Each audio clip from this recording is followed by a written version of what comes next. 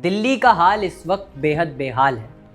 दिल्ली के अंदर बीते कुछ दिनों में जो AQI दर्ज किया गया है वो 300 से 400 के आसपास है, जो कि किसी भी इंसान को बेहद बीमार करने के लिए काफ़ी है।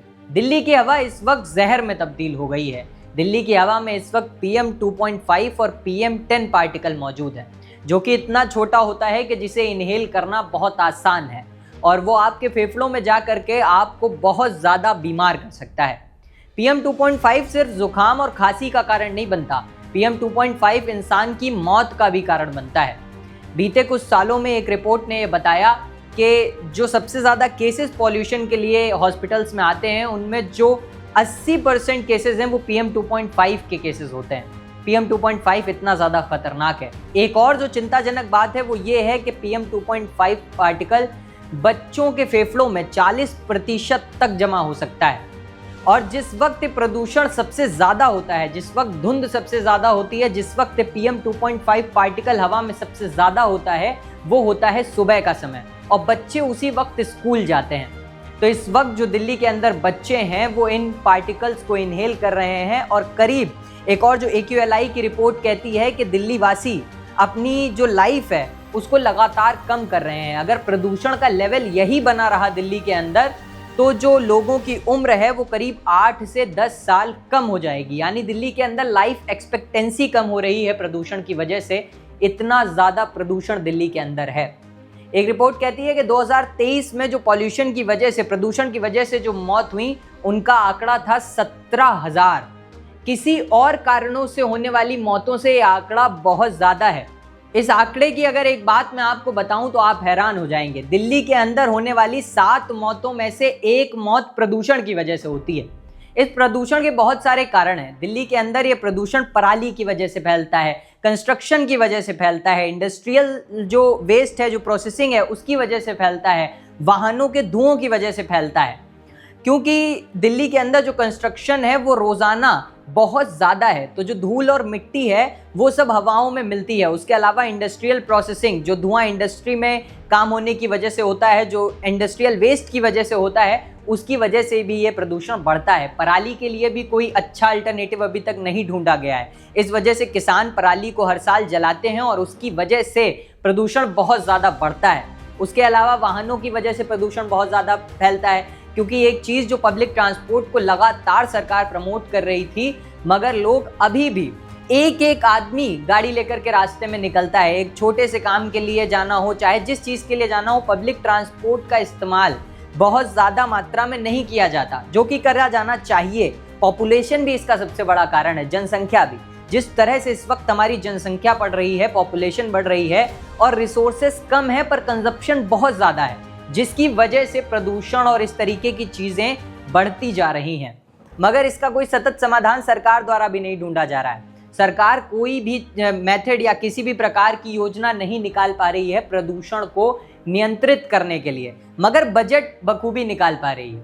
अभी हाल ही में 3.5 लाख का बजट निकाला गया था रेखा गुप्ता जी के आवास और बाकी जो मंत्री हैं उनके आवासों में एयर प्यूरीफायर रखवाने के लिए। उसके बाद 35 लाख का बजट पास किया गया PM आवास में एयर प्यूरीफायर और बाकी जो सरकारी डिपार्टमेंट्स हैं उनमें एयर प्यूरीफायर रखवाने के लिए। और जनता के लिए क्या किया गया? जहां पर AQI सेंटर्स हैं वहां पर पानी का छिड़काव किया गया, यानी आसपास का वातावरण अच्छा हो जाए, जिसमें जो AQI सेंटर है उसमें जो रीडिंग आए PM 2.5 और PM 10 की, वो सही आ जाए।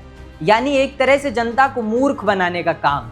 अपने लिए एयर प्यूरीफायर्स और जनता के लिए AQI सेंटर्स के आसपास पानी का छिड़काव, ये बड़ा हास्यास्पद है। जहां पर हम ये बोलते हैं कि हम वर्ल्ड लेवल पर दुनिया का नेतृत्व करेंगे, हम टेक्नोलॉजी में खुद को बढ़ाएंगे, डिफेंस में खुद को बढ़ाएंगे, एजुकेशन में खुद को बढ़ाएंगे, वहां जो मानवाधिकार है, जो ह्यूमन नीड्स है रोजाना की, वो तक हम पूरी नहीं कर पा रहे। हम साफ हवा नहीं दे पा रहे, हम साफ पानी नहीं दे पा रहे, हम सही सड़कें नहीं दे पा रहे, और उसके बाद हम बातें करते हैं कि हम आगे चल करके दुनिया का नेतृत्व करेंगे। देश की राजधानी में प्रोटेस्ट होता है और किस लिए होता है? साफ हवा के लिए, साफ पानी के लिए। ये कितना सोचने वाला विषय है कि हम उस देश में जहां हर एक चीज़ में हम अपने आप को बता रहे हैं कि हम आगे बढ़ रहे हैं और बढ़ भी रहे हैं, बहुत से क्षेत्रों में भारत अच्छा भी कर रहा है, मगर उसी देश में, देश की राजधानी के अंदर लोग सड़कों पे उतरते हैं साफ हवा मांगने के लिए, जो उनका मौलिक अधिकार है, मगर वो भी पूरा नहीं हो पाता। इस तरीके की चीज़ें इस वक्त दिल्ली में मौजूद हैं। दिल्ली की जो इस वक्त की हालत है, एक डाटा कहता है कि करीब 80% लोग इस वक्त दिल्ली में पॉल्यूशन की वजह से बीमार हैं। यानी हर 80% लोगों को लगभग खांसी, जुकाम और सांस से संबंधी परेशानी है, और उसमें से करीब 30% लोग हॉस्पिटल में एडमिट तक होना पड़ रहा है उन्हें। इतनी ज़्यादा तबीयत उनकी ख़राब हो जा रही है प्रदूषण की वजह से। और रोज़ाना इन लोगों को बाहर निकलना है, बाकी किसी कारण से नहीं। जो आंकड़ा मैंने आपको बताया, प्रदूषण की वजह से जितने लोग हर साल मारे जाते हैं, वो आंकड़ा आतंकवाद से होने वाली मौत, रेप से होने वाली मौत और बाकी किसी भी अपराध या किसी भी और गतिविधि से होने वाली मौतों से बहुत ही ज़्यादा अधिक है। तो आप समझ सकते हैं कि प्रदूषण इस वक्त किस तरह से दिल्ली को आहत कर रहा है। और दिल्ली को ही नहीं, बाकी भी ऐसे कई सारे शहर हैं जिनके अंदर अभी भी प्रदूषण का लेवल बहुत ज़्यादा है। दिल्ली क्यों दिखता है? क्योंकि दिल्ली में हालत बहुत ज़्यादा ख़राब है। बाकी जगहों पे भी हालत ख़राब है, मगर उस लेवल की नहीं ख़राब है जिस लेवल की दिल्ली के अंदर ख़राब है।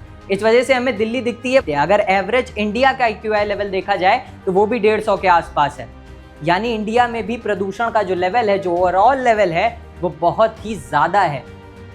पटाखों को लेकर के बात होती है, त्योहारों के बीच पे आकर के पटाखों के बारे में कहा जाने लगता है कि पटाखों की वजह से ये चीज़ें हो रही हैं, मगर लोग इस बात को समझना ही नहीं चाहते कि पटाखे जलाने की वजह से इस तरीके की चीज़ें हो सकती हैं। त्योहारों के टाइम पे AQI लेवल जो नॉर्थ इंडिया में शहरों का देखा जाता है, वो बहुत ज़्यादा हाई होता है, और उस बारे में लोगों को समझना पड़ेगा।